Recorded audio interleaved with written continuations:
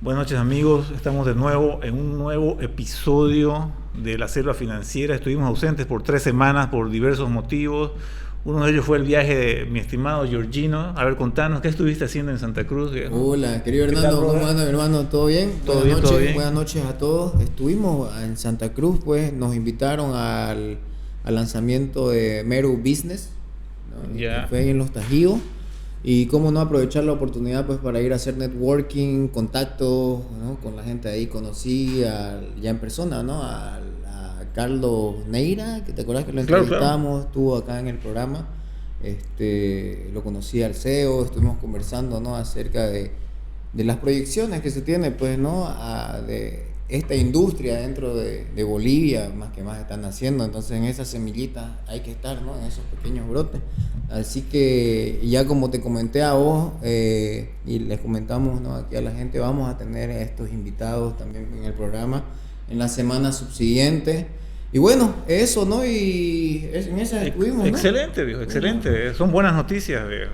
Pues son buenísimas, ¿no? Así Eh, que, y nada. Bueno, entonces arrancamos, ya saben, ¿cómo podemos decir? ¿Bloque? El primer bloque va a ser, como siempre, noticias, y en el segundo vamos a hablar un poco sobre los NFTs. Si no saben, quédense, va a estar muy interesante y va a ser muy divertido hablar sobre este tema. Empezamos. Ya, buenísimo. Vamos a ir con la primera diapositiva, por favor. Y bueno, y les comento un poquito de los NFT, ¿no? Quédense porque es interesante, es acerca de unos dibujos, arte, ¿no? Es bonito ese tema. Ya, así que vamos a empezar ahorita con esta parte macroeconómica, de un poquito de geopolítica, que es muy importante porque más que más nos afecta a nosotros, a nuestros bolsillos directamente, todo lo que pasa en la guerra ahorita ya con Irán, ¿no? El problema grandísimo que se ha armado por allá, que se pensaba que se iba a acabar súper rápido. O sea, esto ha pasado, Hernando, creo que fue el 27, sí, exactamente el 27 fue, te cuento, hermano, ¿no? Y pues se esperaba a que, o sea, hace un mes, 27, ya estamos un mes, se esperaba que dure 2 semanas y ya pues sigue la cuestión y sigue y se ve que no va a terminar, ¿no? Podría Entonces, ser como la guerra de Ucrania, digamos, que se alargue años este no creo, conflicto. no tanto, no pienso, porque la verdad ya está bastante decapitada, ¿no? Pero eh, toda la estructura iraní, pero la cuestión es que su estructura también de ellos, según leí y he leído, investigado, cuando dicen guerra total, que fue una de las llamadas que hicieron, ¿no? Cuando empezaron a atacar, significa de que se descentralizan totalmente todo, ¿ya? Y ya no hay una cabeza como tal. Es decir, es guerra asimétrica, creo que le dicen la guerra de guerrillas, básicamente, ¿no? Entonces cada uno tiene su arsenal, entonces puede ser larga, pero como la Ucrania no va a ser, no sé cómo, hermano, no puedo Claro. hablar sobre eso, pero sí podemos aquí hablar acerca de lo que ha venido pasando y lo que más o menos podemos ver, los mercados financieros, más que más, todo lo que pasa en el mundo se refleja en los mercados financieros, ¿no? Y por lo tanto en la economía real. Eso. Ya. Bueno, pues vamos con la primera diapositiva. Le hemos puesto de nombre La Tormenta Perfecta y el Corralito Institucional. Vamos con la agenda, por favor. Ya que el mundo ahorita tiene los ojos puestos en los misiles sobre Irán, pero el verdadero colapso comenzó en tu factura, ¿no? de luz, el combustible que sigue todavía acá en Bolivia, y no creo que vayamos a salir de eso en harto tiempo, justamente por este problema incluso, ¿no? Que está pasando al otro lado del mundo. ¿Ya? En los fondos de inversión ya no te dejan sacar tu dinero, lo hablamos también en el último capítulo que estuvimos por acá. Eso se ha agrandado ese problema, que empezó con el búho azul, se llamaba, ¿no? El Blue Owl. El primer fondo, ya eso se ha contagiado un poquito. Bueno, y mientras el inversor minorista sí está vendiendo por miedo a la guerra, el smart money o dinero inteligente institucional está ejecutando la mayor cacería de liquidez de la década. En este episodio entonces vamos a revelar la mecánica de toda esta tormenta y por qué la Fed ya no va a salvar a nadie. Vamos a hablar de geopolítica, la ilusión del petróleo, temas macro, vamos a hablar un poquito de Wall Street. El S&P 500 está rompiendo el soporte que habíamos marcado, estamos entrando en una zona grave. ¿Por qué pasa justo ahorita? Después vamos a ver las gráficas, y yo eso lo he comentado aquí con Hernando también, de que no sé por qué siempre los indicadores, justamente ocurre algún evento y justamente cuadra con todos los indicadores. ¿Por qué sucede? Hay un montón de matemáticas por detrás, pero ahí después vamos a ver los gráficos, ¿no? Y vamos a hablar un poquito del cripto y local, ¿no? Entramos por favor a nuestra primera diapositiva, geopolítica y la ilusión del petróleo, ¿no? Porque estamos ante una inflación de oferta forzada. El tungsteno, ¿qué será esa vaina, no? Esa vaina se utiliza en todo, está en sus celulares, ya no. Es un tipo de materia, ya de materia prima que se utiliza en toda la tecnología, ya. Todo no existiría sin el tungsteno. No es una tierra rara, ya. Es otro tipo, es una materia prima, ya, que ha subido 527% en un año. El diésel, ahora ya hablando un poquito, tema del petróleo a lo rápido también, 35% en solo 15 días, ¿no? Es decir, los ataques horizontales han escalado. Israel atacó South Pars, provocando represalias en refinerías de Qatar y los Emiratos Árabes. Ya, South Pars es la gasífera más grande del mundo y no es que están conectadas, comparten el mismo yacimiento. Junto con Qatar y los Emiratos Árabes, por eso es que ellos se han quejado también contra Israel. Estados Unidos le había dicho que no ataque que no se meta con eso, y se metió. Entonces han prometido represalias, ¿no? los iraníes. La brecha del crudo, ya, pasamos por favor a la siguiente diapositiva. Tenemos que Occidente está celebrando un Brent controlado en la zona de los $100, pero la realidad asiática es otra. El Dubai Blend se paga $155 por barril. ¿Qué significa el Dubai Blend? Ya, el Dubai Blend, ese barril vendría a ser el barril físico, el barril puesto ahí ya en puerto, ¿no? Es decir, físico, ¿cuánto está? Nunca antes en la historia se había visto una divergencia, una separación tan grande entre el Brent. Ya, el Brent vendría a ser el petróleo internacional, ya, es como cotiza en los mercados de futuro, mientras que ya el Dubai Blend es el barril físico. La cuestión es que el barril físico está en $155, mientras que tenemos a 115 aproximadamente está el Brent, o sea, es decir, en futuro, en los mercados financieros. Es decir, normalmente los mercados financieros siempre siguen y están ajustados, ¿no?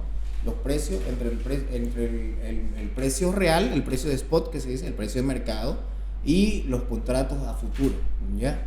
Entonces, esa divergencia, ¿qué puede suponer, ya? Puede suponer que se ha destapado un tapón fuerte de justamente lo que decíamos, ¿no? De una inflación bien fuerte que se va a venir.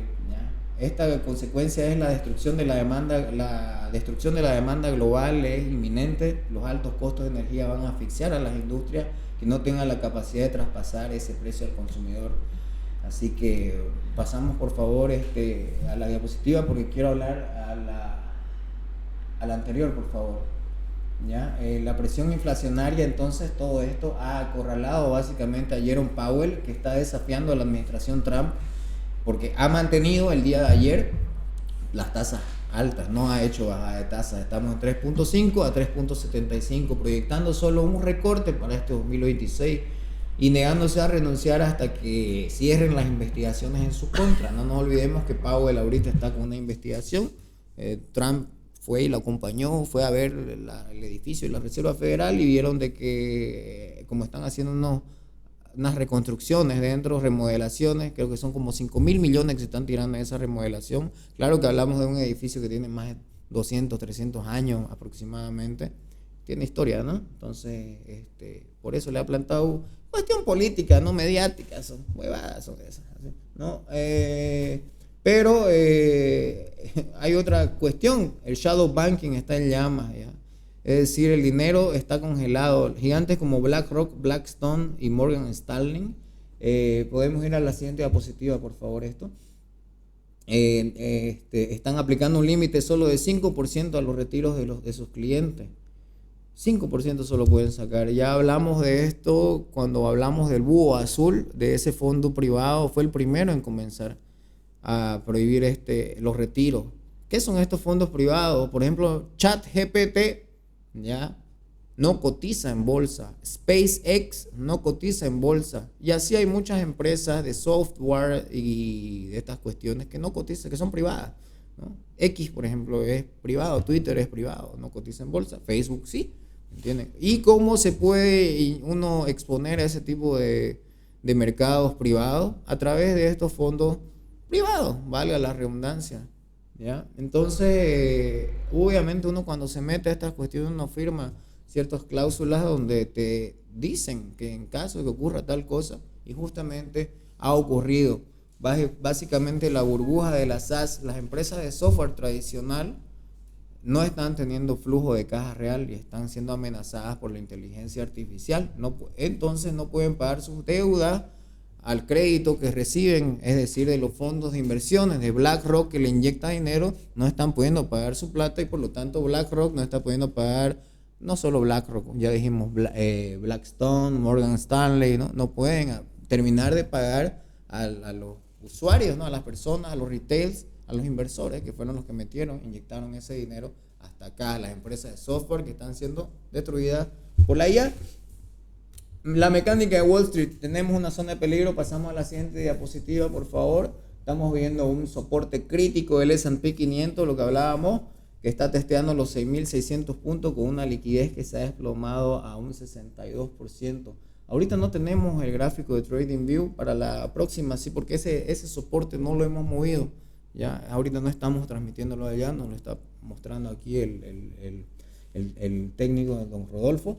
¿Ya? Así que, pero pueden ver ahí en la diapositiva que estamos básicamente en los 6.600 puntos. Me haya gustado mostrárselo en TradingView. Esto está ocasionando una bola de nieve. Si se pierden esos 6.600 puntos, los algoritmos institucionales que están programados para vender automáticamente van a vender otros 70.000 millones, porque en esta bajadita que ha habido de un 4% aproximadamente, es eso que estamos viendo en el gráfico allá en la diapositiva. ¿Ya? Se han perdido 70.000 millones. Lo que pasa es que estamos hablando de ese índice, el S&P 500, son las 500 empresas más importantes de Estados Unidos. Por eso es que 70.000 millones se mueven en una fluctuación de un 4%, ¿no? Cosa que, por ejemplo, en Bitcoin no hay tal cantidad de liquidez. Es líquido, ¿no? Pero no tanto como el S&P 500 o como el oro, ¿no? Que de hecho el oro es el activo más líquido que existe. ¿Qué significa líquido? Que hay mucho dinero invertido ahí, entonces tú puedes entrar y salir rápido, es decir, comprar y vender rápido, ¿no? Y lo mismo pasa en lo físico, ¿no? Igual tenés oro físico, hay bastante liquidez, vas donde cualquier joyero y te lo vas a agarrar, no importa, tenés una emergencia, te lo vas a agarrar a precio de gallina muerta, pero te lo vas a agarrar, hay liquidez, o sea, hay demanda, ¿no? Siempre hay alguien que lo quiera comprar. A eso se refiere lo del S&P 500, es lo mismo, ¿ya? Es lo mismo. Entonces, ya sabemos, estamos en esa zonita, esperamos que haya un rebote. Esta guerra no está ayudando en nada, vamos a ver qué pasa. Bueno, siguiendo con el siguiente, vamos a entrar al tema un poco cripto, ¿no? Existe una divergencia brutal ya, porque este sentimiento minorista y la acción, entre el sentimiento minorista y la acción corporativa, mientras el retail, o sea, el inversionista pequeño como nosotros, está capitulando por miedo. MicroStrategy, dije, porque yo la verdad no estoy capitulando, ¿no? Hay que saber moverse en esta selva, ¿no? MicroStrategy, que es la tesorera más grande de Bitcoin de todo el mundo, acaba de inyectar 1.500 millones de dólares, que ha comprado por lo tanto 20.000 Bitcoin en una sola semana. La adopción legal, esto es un tema súper interesante. La tokenización es el bote salvavidas ante la devaluación del dólar para Estados Unidos. O sea, básicamente los USDT, los USDC está haciendo la salvación para Estados Unidos, para la deuda americana, porque no nos olvidemos que el USDT, el USDC están respaldados en bonos americanos. ¿Y qué son los bonos americanos? Es deuda de Estados Unidos, ¿ya? Entonces el Nasdaq ha aprobado acciones tokenizadas y la SEC ha dicho y ha confirmado que la mayoría de las criptos no son securities. O sea, eso es buenísimo para todos los que operamos instrumentos financieros, porque nos permite básicamente, sin salir del ecosistema cripto, ya poder invertir y exponerte a diferentes empresas y corporaciones de Estados Unidos, como Apple, Coca-Cola, ¿no? Hablo de estos nombres típicos porque son los más rápidos, ¿no? Que se les venga. Nvidia, ¿no? La empresa de inteligencia artificial, ¿no? Famosa. Ya, entonces, esta es una noticia tremenda que se ha dado también la semana pasada para todo el ecosistema cripto. Ya, bueno, y volviendo, tenemos el mapa de liquidez, tenemos tras un falso quiebre a los 74,000, casi 75,000 dólares, el precio de Bitcoin ahora está buscando una zona entre 66,000 y 68,000 dólares. Básicamente busca limpiar a los operadores sobreapalancados antes de continuar su estructura macro grande que es a la alza. Es al alza. El dinero inteligente no está comprando rupturas eufóricas, está esperando pacientemente nomás en la zona de los 66,000 a 68,000 dólares para absorber la liquidez de los que están entrando en pánico. Esa es la verdadera cacería de todo esto que estoy hablando. Ahora un poquito de Bolivia. Ahí está a la siguiente, por favor.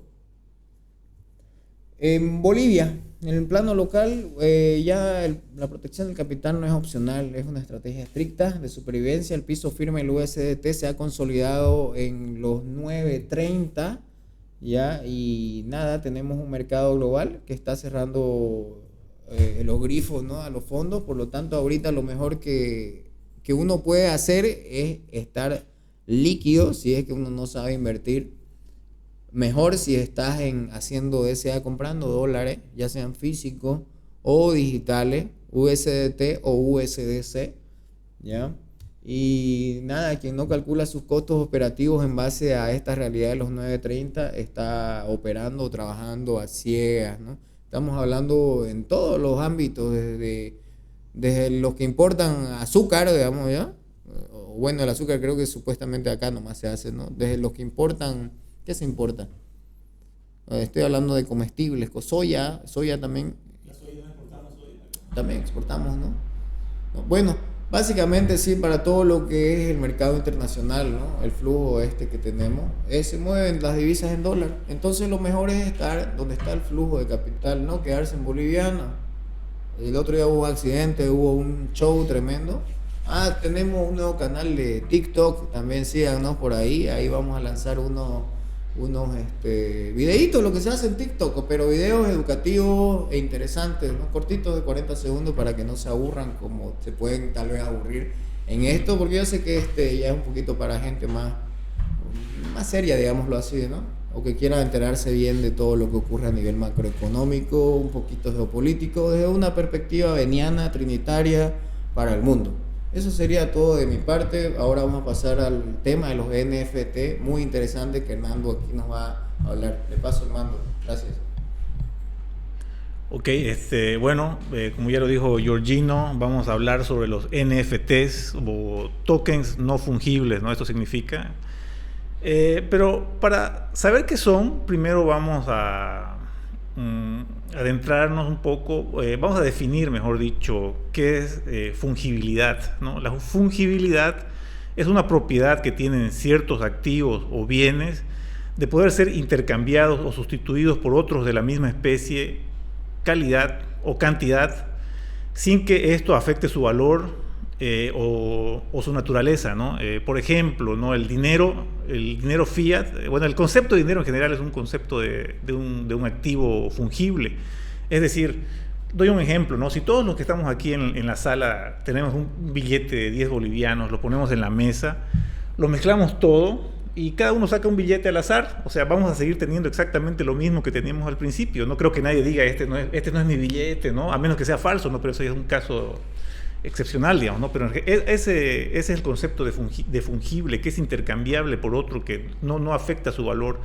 Otro ejemplo de activo fungible, bueno, de bien fungible en este caso, son los combustibles en general, ¿no? La gasolina. Si tengo en un bidón con 5 litros de gasolina, me los gasto, puedo reponer, o sea, puedo volver a llenar ese bidón con 5 litros y voy a tener exactamente lo mismo que tenía antes de gastármelo. No sé si se está entendiendo el concepto de fungibilidad, o tenés algún ejemplo tal vez. Más. Bueno, y otros ejemplos de activos o bienes fungibles son los granos en general, ¿no? El arroz, los cereales, la soya, los metales, el oro, la plata.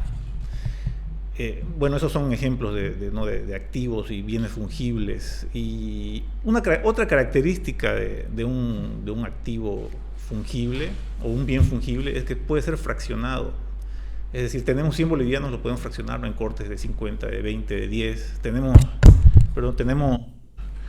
la gasolina igual se puede fraccionar, ¿no? en un litro, medio litro, cuarto litro, etc. Y ya entrando al campo de lo que es al campo cripto, un token fungible todas las stablecoins son tokens fungibles. Bitcoin es un token fungible, Ethereum es un token fungible, y todos los tokens ERC20, que es el estándar de todos los tokens que se mueven dentro de la red de Ethereum, se pueden decir que son tokens fungibles, ¿no? Bueno, vamos con la primera diapositiva. Vamos a hablar ahora del otro lado, ¿no? ¿Qué es algo no fungible? Algo no fungible es algo que es único, es irreemplazable y no se puede fraccionar. Por ejemplo, el título de propiedad de una vivienda es un documento no fungible, ¿no? Tu carnet, tu pasaporte. Si intercambiamos, si yo intercambio mi cédula de identidad con la de Georgino, él no va a poder hacer los trámites con mi cédula, ¿no? A eso se refiere, que es algo único y es irreemplazable, ¿no? Es algo muy... otro ejemplo de no fungible son los títulos académicos, ¿no? Tu título universitario, certificados de nacimiento, certificados cualquier tipo de certificados que haga, por ejemplo, de autenticidad, ¿no? de algún ítem coleccionable. Hago énfasis en esto último porque en ítems coleccionables donde los NFTs ya dentro de la blockchain han explotado y ha sido un experimento bastante curioso y ha movido mucha plata, ¿no? Y bueno, definamos entonces qué es un token no fungible. Un token no fungible vendría a ser como un certificado de propiedad o autenticidad que fue generado a partir de un contrato inteligente y que está grabado en la blockchain y hace referencia a un documento del mundo real o algún objeto del mundo real, como yo lo dije, puede hacer referencia a algún objeto, a alguna antigüedad de colección y todo eso, ¿no? El mundo del coleccionismo es algo que está, aunque no creas, viejo, aunque nadie le tire mucha bola, es algo donde se mueve bastante plata, viejo, ¿no? Es decir, el coleccionismo es algo que está muy, muy intrincado, metido en nuestro cableado neuronal, por así decirlo. Y bueno, no conozco los mecanismos, tal vez se deba a la época primitiva en que no sé, recolectábamos y almacenábamos alimentos, ¿no? Para épocas de escasez y todo esto, ¿no? Pero yo no conozco a una persona que no coleccione algo. Hay gente que colecciona cartas de Yu-Gi-Oh, por ejemplo, cartas de Pokémon, y hay cartas de Pokémon que son raras y por su rareza y por su escasez valen mucho y se convierten en una especie de activo al final de cuentas. Hay gente que colecciona vinilos, hay bueno, un montón de cosas. Vos, Georgino, por ejemplo, ¿qué te gusta coleccionar? Yo te cuento que coleccionaba cartas Magic, que justo hablaste de Yu-Gi-Oh, ¿no? Ya. Las de Magic un poquito, son lo mismo, parecidas a las claro, de Pokémon. Sí, conozco las de Magic. Sí, he tenido también colección de cuando era más muchacho de estampitas, ¿no? Claro, eso es algo básico, ¿no? La colección de estampillas de correo. Ajá. Sí, o sea que, por favor. Claro, eso, ¿no? Y bueno, he dicho hemos dicho, perdón, que un NFT es un certificado digital de propiedad o de autenticidad, ¿no? Pero no necesariamente hace referencia a un objeto real, ¿no? También puede hacer referencia a un archivo digital, digamos, que es el caso de lo que sucedió con el 2020, si no me acuerdo. Cuando la gente habla de NFT, ¿se acuerda de esto? Vamos a la siguiente diapositiva, por favor. La gente se asocia NFTs inmediatamente con esto, ¿no? Los bonitos. Estos monos horribles, viejo, que fue una especulación increíble, para mí fue una estafa, ¿no? Porque, ¿qué era esto, viejo? Esto básicamente era un JPG que estaba asociado el NFT en realidad es el puntero, ¿no? Es como un puntero que está asociado a esta imagen JPG, que empezaron cotizándose como a $200, me acuerdo, ¿no? Aquí dice, mira, su punto máximo 2021 sí. Y principios de 2022 fue un ciclo de euforia ese. Claro. Eso yo me acuerdo porque eso fue yo también entré en esta euforia. Yo hablaba mucho de esto, pero luego cuando pasó lo de FTX y todo cayó, ¿no ves? Es algo que un tiempo me dio vergüenza hablar sobre esto, porque yo hablaba mucho de NFT, el futuro del arte y todas esas cosas, ¿no? Pero al final no quedó en nada, ¿no? Porque esto en realidad, ¿qué era, viejo? No, esto no era nada, era un simple JPG que uno hace un clic derecho y la guardo la imagen, o sea, no es necesario que yo compre, no sé, pues algunos de estas piezas llegaron a valer como $1.300.000, o sea... Claro, de esos monitos, yo no, de los monos. Claro, es que empezaron a comprar las celebridades, o sea, Eminem, Snoop Dogg, Justin Bieber, creo que fue el más caro que compró, y todo el mundo, me acuerdo que todo el mundo ponía en su foto de perfil las fotos de estos monos. Se abrieron marketplaces, ¿no? Un montón de marketplaces donde había compra y venta de NFTs, o sea, fue una locura, ¿no? Había un FOMO tremendo por esto. Y fue justamente, o sea, lo que estuve investigando, que esto fue lo que metió harta liquidez al mundo cripto, viejo. O sea, fue el catalizador que hizo que Bitcoin y que todo el ecosistema cripto explotara en esa época. Fue justamente esto, es decir, yo creo en los ciclos. Vos me dijiste que no creías en los ciclos. Yo creo, y es más, estudio a los ciclos, ¿no? Y los tengo bien clasificados, viejo. Y yo lo que noto es que en cada ciclo siempre hay un catalizador. Por ejemplo, en este fueron las meme coins, que es la que atrae a la gente común y corriente que no sabe mucho de cuestiones técnicas sobre blockchain, que meta su dinero en el ecosistema, ¿no? Entonces, estos NFTs, yo empecé también o sea, no compré nunca porque eran demasiado caros, pero sí hice mi propia colección. Buenísimo. Mi propia colección, es decir, todos los artistas, me acuerdo que habían spaces en X, charlas, todo el día, entrabas a cualquier hora y habían grupos reunidos debatiendo sobre el futuro, las posibilidades sobre los NFTs. Y yo no dormía, me acuerdo que estaba hasta las 3, 4 de la mañana escuchando, habían grupos de latinoamericanos que hablaban sobre NFTs, habían concursos, y había muchas páginas donde los artistas podían mintear. O sea, el término mint viene de acuñar, es decir, es como estás subiendo tu imagen y estás pagando una comisión para que tu imagen quede en la blockchain, o sea, esté asociada, o sea, que se vuelva un NFT y la puedas comercializar, vender y todo eso, no regalar si te daba la gana. Y me acuerdo que esa era una euforia que duró, ¿no? Hasta que pasó lo que ya dije, lo de FTX, y prácticamente es algo que todo el mundo quiere olvidar, y los precios que valían desde $1 millón, ahorita lo más caro creo que valen $2.000, pero nadie los quiere tener, digamos, ¿no? Es algo que fue algo que, no sé, creo que incluso destruyó las posibilidades que este concepto de NFTs podrían haber tenido, digamos. Porque cuando la gente habla de esto es como, no me hable de eso, ¿no? Y bueno, pero luego surgieron algo que se llamaba Ordinals, que era la versión de NFTs, pero dentro de la red de Bitcoin, ¿no? Que esto es un poco más, es un poco más evolucionado, ¿no? Un poco más el concepto incluso más sofisticado, porque ya estás haciendo inscripciones, no estás haciendo mediante un contrato inteligente, creando un NFT, sino lo que estás haciendo es inscribir la imagen dentro de la red de Bitcoin. O sea, la idea de esto es que sea un artefacto digital, ya que tenga valor real, que no sea una estafa, digamos, ¿no? Porque yo me acuerdo que habían, digamos, estos monitos, la gente los copiaba, hacía clic, guardar la imagen y las volvía a mintear para estafar, es decir, las vendía como si fueran el original, y bueno, había de todo, digamos. Eso, como no se me ocurrió a mí hacer eso, digamos. Mierda, el viejo fue eso. Claro, era una locura, viejo. Y bueno, otras aplicaciones que tuvo también fueron los juegos, ¿no? Pasemos a la siguiente diapositiva, por ejemplo. Bueno, este se llama Beeple, que fue un artista, uno de los más conocidos en esa época, y una de sus obras digitales llegó a valer $60 millones. O sea, un JPG llegó a costar $60 millones. Ahora vamos a la siguiente. Este fue un juego, el primer juego, creo, bueno, no sé si fue el primer juego NFT que hubo. En realidad es un juego donde toda la economía se movía en la blockchain, ¿no? Podías comprar objetos como espadas o terrenos digitales dentro del juego. Incluso el dinero que se manejaba, todo se manejaba en una blockchain. O sea, es un ejemplo de aplicación de lo que es un NFT, ¿no? Eso está muy interesante, todo un ecosistema, ¿no? Claro. Digital. Este juego tuvo un repunte, ¿no? Hace un par de meses, creo que 1 mes, 2 meses, volvió a hacer noticia porque empezó otra vez los activos digitales que se mueven en este juego empezaron a revalorizarse, ¿no?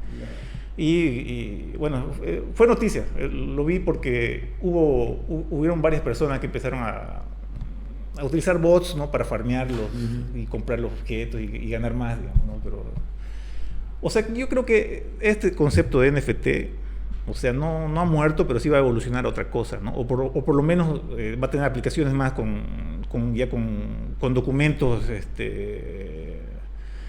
del mundo real, ¿no? Como comprar o vender una propiedad, ese tipo de cosas, ¿no? Yo creo que ese es A mí siempre se me vino cuando salió este tema de los NFT, los tokens no fungibles, eso que acabas de decir ahorita. Nunca, yo entendía de que tal vez el arte era la forma de, porque digamos la Mona Lisa es una, ¿no? O sea, y puedes sacar miles de copias, claro. Pero obviamente es una, la Exacto. original. Entonces entendía el concepto de lo digital, pero siempre pensaba lo mismo que vos dijiste. Y esta huevada, yo puedo guardar este mono de mierda, digamos, y ya Claro. está. O sea, ¿qué tiene de grande, grandioso? No es que tenga una participación en un arte de Da Vinci, digamos, ¿no? O algo así. Entonces a mí se me venía siempre a la mente justo lo que acabas de decir, que es más asociable a un NFT, como no es fungible a una identificación digital. Claro, exactamente. ¿No? A tu carnet, a tu cédula. Mi carnet, a mi cédula, ¿no? O sea, ahora yo lo que no entiendo, y vos que sos un poquito más técnico en este tema de blockchain, vos sabes que hago más trading, economía, finanzas. ¿Qué es la diferencia entonces entre el NFT y un contrato inteligente? Porque igual un contrato inteligente tal vez puedo hacer un contrato de una casa o una ID, pero a mí me parece que un NFT es más fácil. Creo que ese es un NFT, o sea, un NFT es lo que podría también decirse que un NFT es un contrato inteligente.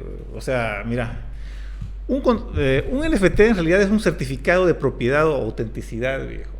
No es lo mismo. Un contrato inteligente no es necesariamente es un puntero a un documento o a una propiedad. Un contrato inteligente es cualquier cosa.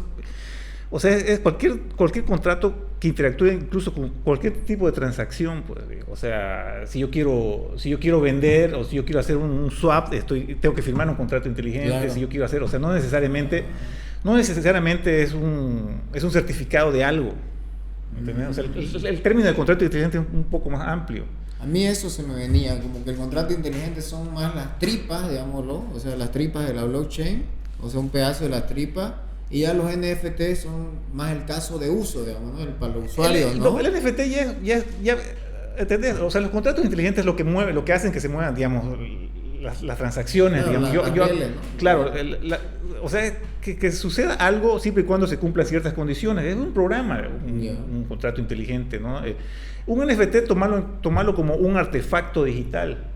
¿ya? Que podría estar asociado que está en la blockchain, físico, claro. ¿no? Claro. Como el ID digital, digamos, ¿no? Sí, eso. Ese ejemplo, por ejemplo, ¿no? Claro, vale la redundancia. Eso es lo que es un NFT, ¿no? Pero esas son las aplicaciones reales, digamos, que todavía no hay muchos casos de uso que yo no he visto, por lo menos, digamos, que se utilicen masivamente. Pero lo que sí se fue este experimento que fue interesante, ¿no? Sobre estos monitos y todas estas cosas, lo cual llevó a lo que te dije, a los ordinals, que para mí eso tiene un poco más de sustancia. Tal vez vos podés decir que no, son dibujos, que la diferencia es que estos están en un servidor, no están... O sea, los NFTs, el dibujo no está dentro de la blockchain, ¿entendés? ¿No? Lo que está dentro de la blockchain, el NFT es un puntero a ese dibujo, a ese JPG. Ese JPG está en otro servidor. Es decir, que si el servidor cae y todos los gráficos desaparecen, no vas a poder visualizar tu dibujo en tu billetera. Solo va a seguir el NFT ahí, pero sin el dibujo. ¿Entendés? Mientras que lo que quisieron hacer bueno, la gente que desarrolla en Bitcoin, ya es crear artefactos digitales ya, pero con sustancia, que estén dentro de la blockchain. Es decir, el dibujo ya está dentro del bloque. ¿Entendés? Claro, es otra cosa. Es y eso también ahorita tuvo también su hype. Pero luego, ahorita todo este mercado de coleccionables está bueno, las condiciones del mercado están un poco, no están en su mejor momento, no hay mucho movimiento en esto. Incluso lo que pude ver es que todos los marketplaces que abrieron de NFT, todos han cerrado. Uno de los más importantes era OpenSea. Y OpenSea ahorita ya no es un mercado de NFT, ya es un mercado de meme coins, o sea, ha cambiado. ¿Ya? Y todos incluso los mercados de Ordinals están cerrando. Pero luego ha aparecido otro, o sea, Ordinals es un metaprotocolo, ¿no? que funciona con Bitcoin, ¿no? Que es lo que hace es numerar todos los satoshis. Bueno, poco más técnico.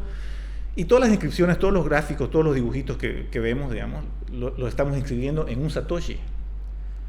¿Ya? Y luego ahora ha aparecido algo más interesante que yo le veo futuro, viejo, porque no me dejan de sorprender lo que se hace en Bitcoin, porque la gente que desarrolla en Bitcoin no es gente que se deja llevar mucho por el FOMO, ni gente muy que quiere hacerse rico de la noche a la mañana. Son gente que realmente están ahí son nativos del ecosistema, claro, ¿no? Son geeks. Claro. Y hay un proyecto muy interesante que se llama DMT, o sea, no ese DMT.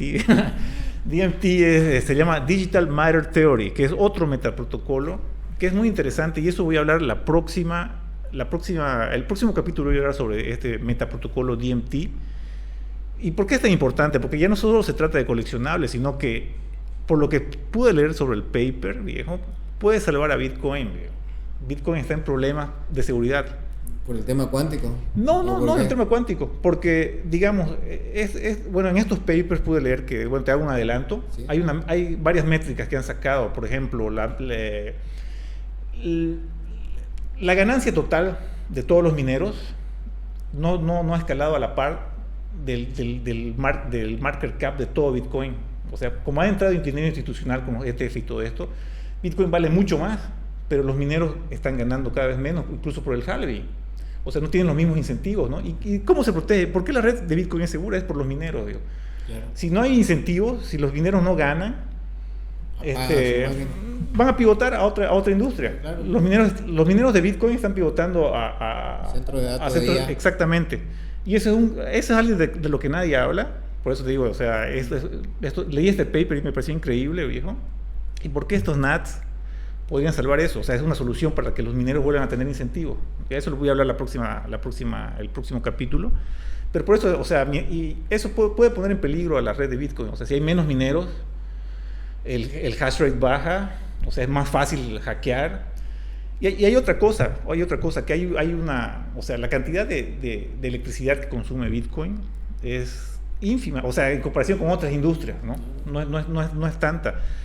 Y hay una, la electricidad, hay una, ¿cómo te digo? Electricidad global que no se consume, como que es, ¿cómo se dice? Surplus, ¿cómo sería en español? Es, como cuando hay los excedente, exactamente. Cuando hay un excedente de energía que es mucho más grande que la energía que consume Bitcoin. Entonces, la teoría es que si hay algún gobierno o alguna corporación que pueda tener esa cantidad de energía, tranquilamente puede atacar la red de Bitcoin.